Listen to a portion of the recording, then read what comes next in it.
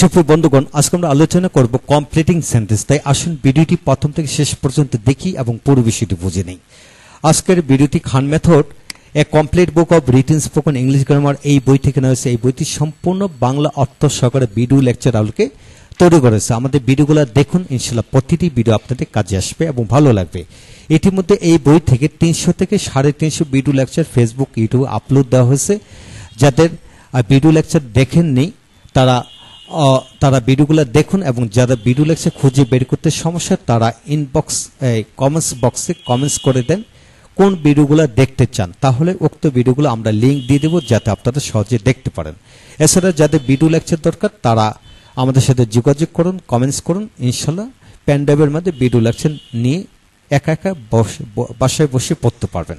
হ্যাঁ বন্ধুগণ, এখন আসুন কমপ্লিটিং সেন্টেন্স। ইতিমধ্যে আমরা 1, 2, 3, 4, 5টি পাঁচটির উপর ভিডিও লেকচার দিয়েছি। যারা দেখেননি তারা ভিডিওগুলো দেখে নেন। তারপর 6 নম্বর ভিডিও লেকচারটি হবে if provided, providing that, in case, এদের উপর। হ্যাঁ বন্ধুগণ, আসুন এদের পরিপূর্ণ ব্যবহারগুলো আমরা শিখে নেই। লক্ষ্য করুন এখানে ইফের ব্যাপার, এখানে লক্ষ্য করুন ইফ প্রভাইডেড দ্যাট, প্রভাইডিং দ্যাট অর্থ যদি, ইহা বাক্যের গঠন করতে 6 ধরনের ক্ষেত্রে ব্যবহার হয়। তবে কিভাবে হয় একটু লক্ষ্য করুন। হ্যাঁ বন্ধুগণ, আমরা প্রথমে জেনে নেব ইফ ইংলিশ ল্যাঙ্গুয়েজে কোন কোন টেন্সে ব্যবহার হয় সেটা। কমপ্লিটিং সেন্টেন্সের আলোকে ইফ 3টি টেন্সে ব্যবহৃত হয়, যেমন present indefinite, past indefinite, past perfect. তবে স্পোকেন এর ক্ষেত্রে টেন্সের 12টি টেন্সের মধ্যে 8টি টেন্সে কিন্তু ব্যবহৃত হয় ইফের ব্যবহার, অর্থাৎ present indefinite, continuous, perfect, perfect continuous, past indefinite, past continuous, perfect, perfect continuous, অর্থাৎ 8 প্রকারের টেন্সের বাক্যের মধ্যে ইফের ব্যবহার হয়। যারা পরিপূর্ণভাবে ইফের ব্যবহার শিখতে চান তারা কমেন্টস বক্সে কমেন্টস করে দিবেন। এই বইতে খান মেথড এক কমপ্লিট বুকে পরিপূর্ণভাবে ইফের ব্যবহার আলাদা একটা চ্যাপ্টারই আছে, সেটার উপর ভিডিও লেকচার ইতিমধ্যে তৈরি করা হয়েছে। আপনারা ভিডিও লিঙ্কটি দেখে ইনশাল্লাহ পেরে যাবেন। তা বন্ধুগণ, এখন আসুন আমরা কমপ্লিটিং সেন্টেন্সের আলোকে ইফের ব্যবহারগুলো এখান থেকে শিখব। কেবল 3টি টেন্সে ব্যবহৃত হয়, present indefinite tense, past indefinite tense, past perfect. হ্যাঁ, বাক্যটি যদি প্রেজেন্ট ইনডেফিনিট টেন্স হয়, দ্বিতীয় বাক্যটি ফিউচার ইনডেফিনিট টেন্স হবে, অর্থাৎ shall, will, can, May, must এইভাবে হবে। যদি ইফ যুক্ত পাস্ট ইনডেফিনিট টেন্স হয় তাহলে উড, কুড, মাইট হবে। ইফ পাস্ট পারফেক্ট টেন্স হলে would have, could have, might have হবে। হ্যাঁ বন্ধুগণ, এখন অর্থটা জেনে নেন। উড অর্থ করতাম, কর্তা, করত, করতেন। কুড অর্থ পারতাম, পারতা, পারত, পারতেন, এবং মাইট অর্থ করতেও বা হতো, পারতাম, পারতা, পারত, পারতেন, এরূপ অর্থ প্রকাশিত হয়।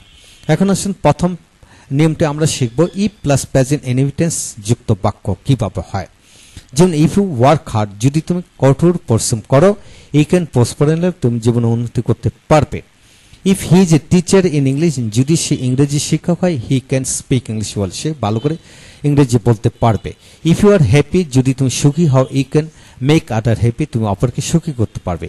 If he has much money, যদি তার অনেক টাকা থাকে, হি ক্যান বাই এ কার, সে একটি গাড়ি কিনতে পারবে বা একটি বাড়ি কিনতে পারবে।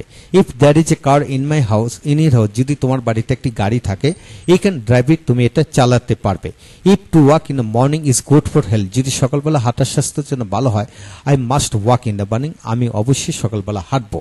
তো বন্ধুগণ লক্ষ্য করেন যে ইফ আপনার মুখ দিয়ে যে কোনো ধরনের বাক্য আসুক, উক্ত বাক্যের পূর্বেই কিন্তু আপনি ইফ বসে এরূপ বাক্য তৈরি করতে পারবেন। তাই আর বসে থেকে নয়, আপনারা এখানে প্রতিটি নিয়মের আলোকে 10টি করে বাক্য বাংলা অর্থ সঙ্গে বানিয়ে পড়ুন। ইফের সমস্ত জীবনের সকল ধরনের বাক্য এখানে চলে আসবে, অর্থাৎ ইফ প্লাস প্রেজেন্ট ইনডেফিনিট টেন্সের সকল বাক্য পূর্বেই আপনি ইফ বসে বাক্য তৈরি করতে পারবেন। এটা জাস্ট আপনি মনে রাখতে হবে। তারপর আসুন আমরা দ্বিতীয় নম্বর নিয়ম থেকে আমরা শিখব যে if plus past indefinite tense দিয়ে কিভাবে বাক্য তৈরি করতে হয়। লক্ষ্য করুন, এখন দ্বিতীয় পৃষ্ঠা থেকে আমরা যাব, এখানে লক্ষ্য করুন। তা if plus past indefinite tense হলে কি হবে, ইফ ইউ ওয়ার্ক হার্ড, যদি তুমি কঠোর পরিশ্রম করতে, ইফ ইউ ওয়ার্ক হার্ড যদি তুমি কঠোর পরিশ্রম করতে I could prosper in life, তুমি জীবনে উন্নতি করতে পারতে। If you are a teacher English, তো আপনি যদি ইংরেজি শিক্ষক হইতেন I could speak English well, আপনি ইংরেজিতে কথা বলতে পারতেন। ইফ ইউ আর হ্যাপি, আপনি যদি সুখী হইতেন you could make other happy, আপনি অপরকে সুখী করতে পারতেন। If he had much money, যদি তার অনেক টাকা থাকতো হি কুড বাই কার, সে একটি গাড়ি কিনতে পারতো। If there was a car in your house, তোমাদের বাড়িতে যদি একটি গাড়ি থাকতো ই কুড ড্রাইভ ইট, তুমি এটা চালাতে পারতে। তো বন্ধুগণ এখানে লক্ষণীয় হলো যে পাস্ট ইনহেরিটেন্সে যত বাক্য আছে সকল বাক্যের পূর্বে কিন্তু ইফ বসে আপনি এইভাবে বাক্য তৈরি করতে পারেন এবং প্রথম বাক্য অনুযায়ী দ্বিতীয় বাক্য আপনি ব্যবহার করতে পারবেন, একদম সাদৃশ্য বাক্য তৈরি করতে পারবেন। এখন আসুন আমরা ইফের পাস্ট ইনহেরিটেন্সে আরেকটা নিয়ম আছে যে অর বিশিষ্ট বাক্য, যেমন if I were a rich man, আমি যদি ধনী লোক হতাম I could help the poor, আমি গরিবদেরকে সাহায্য করতে পারতাম। ইফ আই ওয়ার ইউ, আমি যদি তুমি হতাম I would not forgive him, আমি তাকে ক্ষমা করতাম না। আমি যদি তুমি হতাম তাহলে আমি তাকে ক্ষমা করতাম না। বন্ধুগণ এখন আসুন ইফের তৃতীয় নম্বর নিয়মটি হলো, এখানে তৃতীয় নম্বর নিয়ম হচ্ছে ই প্লাস পাস্ট পারফেক্ট টেন্স যেভাবে হয়। If you had work hard, তুমি যদি কঠোর পরিশ্রম করতে you could have prospered in life, তুমি জীবনে উন্নতি করতে পারতে। If he had been a teacher in English, তিনি যদি একজন ইংরেজি শিক্ষক হইয়া থাকতেন he could have spoken English well, তিনি ইংরেজিতে ভালোভাবে কথা বলিয়া থাকতে পারতেন। If you had been happy, তুমি যদি সুখী হয়ে থাকতে you could have made other happy, তুমি অপরকে সুখী করিয়া থাকতে পারতে।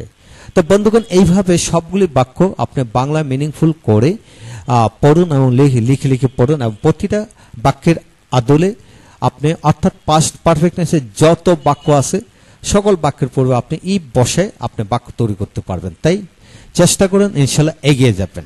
হ্যাঁ বন্ধুগণ, এখন আসুন আমরা হ্যাডের ব্যাপার।